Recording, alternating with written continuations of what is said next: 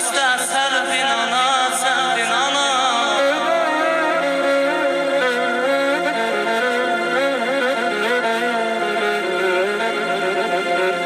Anacan bilirəm bütün həyatda ananın bağlıdır övlada canı. Hamının burcudur saxlasın yadda, baladır ananın ili qanı, baladır ananın ili qanı.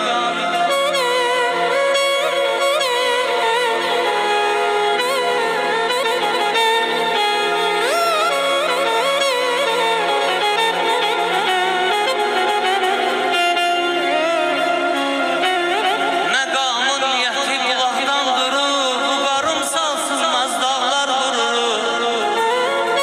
Qolumun qüvvəti gözümün nuru, şərəfim, şöhrətim, şanımsan ana. Sən məni yaşadan canımsan ana, qurbanım sana.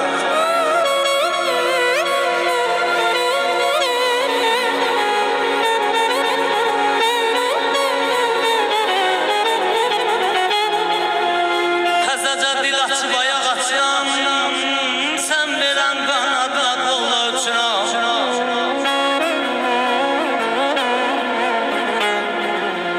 Təzəcə dil açıb ayaq açıram, sən verən qanadla qolla uçuram. Nə həddin əmrindən boyun qaçıram, bütün ömrü boyu burluyam sana. Qocalma, qocalma, qocalma ana, qocalma ana.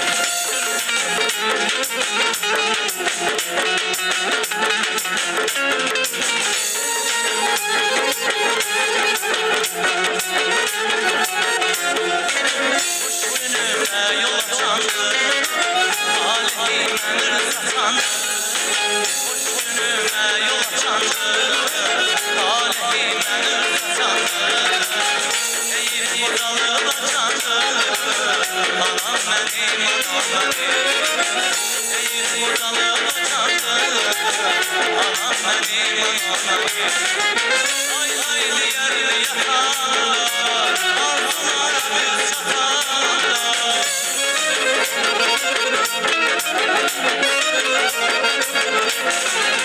Ay ay diğer yakanlar Arzulara biz çatanlar Arkamızda sultanlar Çok seviner anam beni Arkamızda sultanlar Çok seviner anam beni Anam beni ayağımda yanam beni Ayağımda anam beni anamda yanam beni